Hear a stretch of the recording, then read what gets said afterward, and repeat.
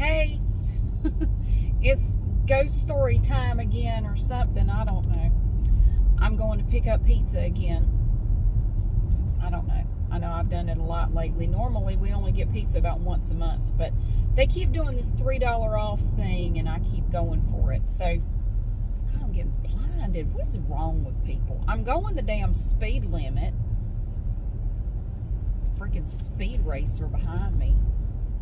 Anyway, so I'm going to pick up pizza. I have had sort of a, I don't know, kind of an uneventful day.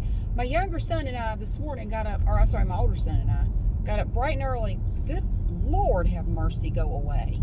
Oh, you going the same way I am. See, we get to stop at the same stop sign. Why don't you calm your tits a little bit back there? I hate people. Everybody driving like they're racing to the hospital, going around me. Go on. Oh, or stay behind me. You know, there's a whole lane there just for you. Thank you. Get some. Bo and Luke Duke taking off, running from Boss Hog or some shit. Yeah, so my older son and I got up early this morning, and we went out of town to an estate sale that I had been told was really going to be really good, and we would find a lot of great stuff. And we bought absolutely nothing. We didn't find anything we wanted, and everything was priced really high. I mean, some of it was, you know, pretty high-priced stuff, but some of these prices, I'm looking at them like, are you serious? No. So we ended up, neither one of us bought anything, and then we just, we had breakfast at Better Burger, which was good. It's this greasy spoon kind of place, and they have the old-fashioned kind of menus up on the wall, and it was wonderful. We had hash browns, and the hash browns were loose, and they were in this great big styrofoam container. And we also had we each ordered a country ham biscuit. Well, the hash browns, they gave me so much that by the time I got done eating the hash browns, I was full. I couldn't eat that biscuit. So my son also had hash browns, and he ate his biscuit and mine. That's a teenage boy for you. Yeah, he ate all of it. I said, you can have it. I can't eat that biscuit. I'm full. Got a whole thing of hash browns here. So it was good. We had a really yummy meal. And then we just went back home. I mean, you know, we just went back, and he had to go to work, so he took off for work. And now, well, I stayed at home all day. Well, no, let me take that back. Not all day, because my younger son and I this afternoon went to the bin store. We didn't buy anything. We didn't find anything we wanted. And then we went to the Goodwill up on Battleground. We went up there and bought some stuff. I listed some stuff on eBay. I watched the Volkswagen bus documentary. I finally got around to watching that. I've had it on DVD for a while, and I kept meaning to watch it. Well, I finally watched it today. It was very sweet. It was very cute. Lots of good Volkswagen bus footage. You learn the history of the Volkswagen bus. It was very interesting. I never knew, you know, how they came up with the idea for the Volkswagen bus. Apparently, if I remember this correctly, after World War II, they rebuilt the factory, and the way they transported materials in the factory was they took a chassis of a Volkswagen Beetle, and they basically put like a big old box on top of it, and the driver sat in the back, you know, on the back end, and it drove the parts back and forth across the factory. But then somebody decided to redesign it, and that rough design is what ultimately became the Volkswagen bus. So that's how we ended up with Volkswagen buses, and then they made them for sale. So, yes, I have had this love for Volkswagen buses since I was a kid. I don't know why. And you used to see them a lot, because I was born back in the early 70s, so you saw them all the time. I mean, they were just everywhere. But anymore, it's pretty rare to see one, and when I do, I just hoot and holler when I see one now, because it's pretty rare that you see one. But I tell you, you go to Herbie's restaurant in Greensboro, and they have half of a Volkswagen Beetle on the side of their restaurant, and they have these nights that they plan ahead of time. One is the Break the Record night, where everybody with a Volkswagen, you know, you come and park it in their parking lot, and people come. It's like a little car show in front of Herbie's restaurant, and you usually see quite a few Volkswagen buses out there when they do that. And just about every year I forget about it until it's over, and then I see pictures of it on Facebook. Like, man, I missed it again.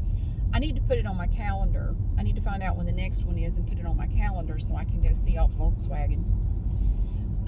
We never had a Volkswagen bus when I was growing up. I did have one when I was in my mid-20s, though.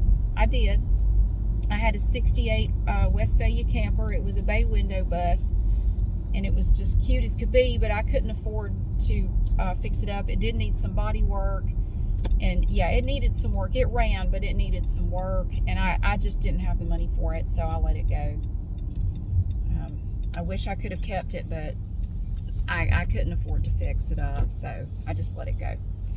But yeah, so I have had one. I have driven one. I had it and drove it for a while, and then I just had to get a more practical vehicle. You know, I did have a little Sentra at that time too, which I drove most of the time, but I drove the bus some too. When I lived up in Illinois, I drove it quite a bit because up there it didn't have to be inspected like it does here, and it wouldn't have passed inspection because it had some problems. It was drivable, and you know, all the lights worked and everything, but it wouldn't have passed inspection here, so I never drove it in North Carolina, but I could drive it up in Illinois. And I did. I'm going to go in and get my pizza in a minute, but I'm going to go ahead and shut this car off, make sure I got my keys. I wore my shoes again all day today. My feet are they feel all right. I do have pain, though. I still have pain. The pain feels like it's in a different place, though. That's the weird thing. When I have these shoes on, the foot pain is in a different part of my foot. It's really weird, and it's a different type of pain. The normal pain I have is like a dull pain. This other pain is like a hot, sharp pain, like somebody's poking me with a hot knife. It's very uncomfortable, but it comes and goes. But I still prefer it to the pain that I was having, you know, before I found these shoes. So I'm going to keep going. I still do have my appointment later, you know, in like a couple of weeks. So yeah. And I'm hopefully going to find out, you know, what's going on with my foot and what I can do about it. But I saw online earlier today that Tom Baker, the guy that played Doctor Who back in the like mid-70s, I think. I can't remember how long he played Tom Baker. I'm not a big Doctor Who person, but I saw that he is 89. I think his birthday was yesterday. I had no idea he was that. I didn't know he was that old. Yeah. My mom and my brother, when I was growing up, they loved Doctor Who. Oh my gosh. They were the only people I knew that liked that show. And they loved to watch Doctor Who. And they would watch it on PBS. We watched a lot of stuff on PBS. And the PBS is Public Broadcasting Services or something like that. And they had a lot of stuff on there like Doctor Who. And they loved to watch Doctor Who. And I was smitten, just completely smitten with Tom Baker as Doctor Who. I thought he was just the most handsome man with that big long scarf and that hat. Oh my God, I was just in love with Tom Baker. I just thought he was the hottest thing. I was like 10 years old, and I just had the biggest crush on him because he was so smart, and I thought he was so handsome. Oh my goodness. I was in love with him. I never told anybody because I felt like I would get picked on or, you know, whatever. But yes, I thought he was so handsome. Oh my gosh, those blue eyes, just woo. Yes, now I liked watching the episodes with him in there, and he was so funny too. I love that. He was smart and funny. Man, that just does it for me. That, you know, and same with Jeff Goldblum. I have always found him to be very funny and very handsome and very smart, and he's just like the whole thing, you know. Oh, that's why I have him in here. Look at that. See, you can't see because I can't line the damn thing up, but see, Jeff Goldblum lives in my car. He's in here dangling from the rear view mirror. So he's with me all the time. He's lost his scent, though. He used to smell like patchouli, but now he doesn't smell like anything. And he's very faded on one side from the sun. Sorry, Jeffy. I need to get another one, I guess. But, yeah, same thing.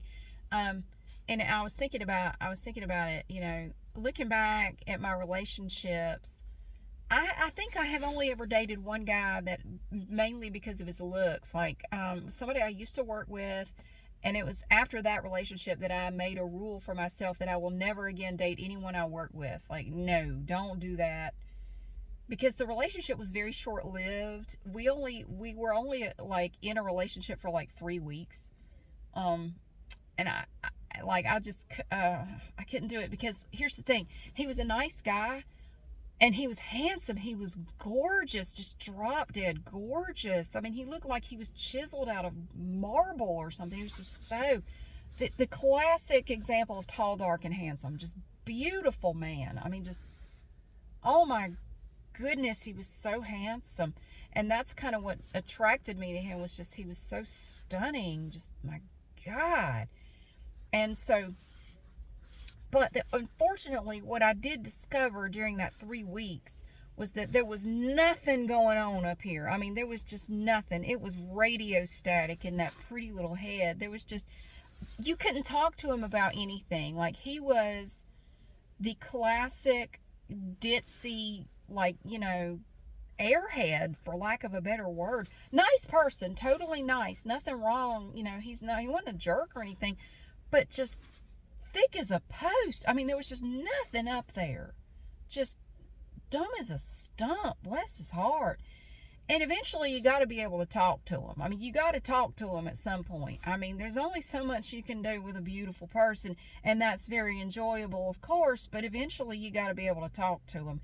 And I discovered right quick there just was no conversation going to be had here. Just, there's nothing of substance that we can discuss. Like, it is not computing in his head. You can just tell, like, all our conversations are going to have to be like surface level, lighthearted stuff, because there's just nothing else there. So unfortunately, I did say that, you know, this isn't working for me, and he was upset, and it was kind of awkward at work, and that's why I made the rule: don't ever date anybody you work with, because if it ends, it's going to be really, really awkward. And we still had to work together. And it was really awkward for a while, but eventually we kind of just were okay with each other. Like, we remained friends, although it was weird for a little bit. We remained friends, and he actually ended up, I had a friend that lived right below me, in the apartment right below me, and he ended up dating her, because he met her through me, and then he asked me one day, would you mind if I asked her out? I said, no, go ahead, it's fine. I'm fine with it. And then when I graduated 2 years later, they were still together. So, I mean, hey, even if you got just a BB rattling around in there and nothing else, you know, there's somebody out there, might be somebody out there perfect for you, and I'm sure there is. So don't lose hope if you're, you know, if you just got a couple of brain cells to rub together. There's somebody for you. And bless his heart, he was a beautiful man. I mean, he worked out a lot. He just had nice defined muscles. He had like olive skin and black hair, and just, oh, he was beautiful, beautiful man. Oh my stars. But it took him longer to get ready to go than it did me, and you could not touch his hair. He was very precious about his hair. I was not allowed to touch his hair. And he wore more product on his face than I did. Beautiful man, beautiful. But I couldn't talk to him, and I can't be with somebody like that. So yeah, it didn't last. And so I made a rule: don't date somebody just because they're hot. Well, I mean, you can, but don't have any long-term expectations. And don't date anybody you work with. It's bad. I mean, unless you're planning on leaving that job or something.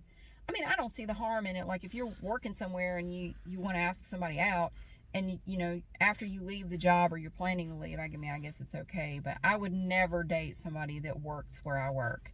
Never in a million years would I do that.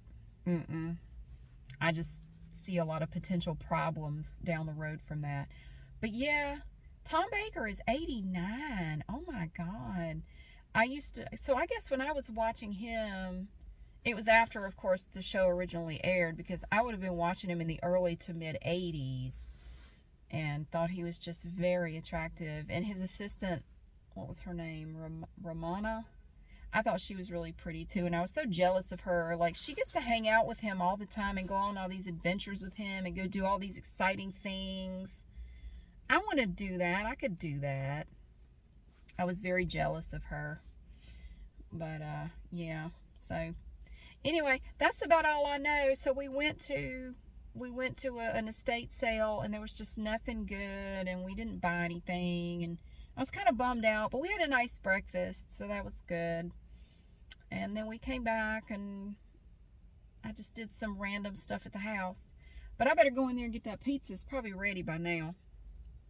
But thank you so much for being here. Thank you for watching. I hope your weekend is going well.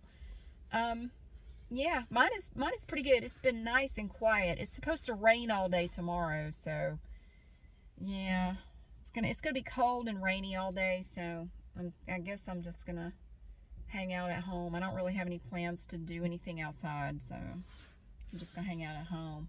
But thank you so much for being here. I really hope you have a great day, what's left of it, or a great day tomorrow, or whenever you watch this. And I'll see you again soon. Yeah.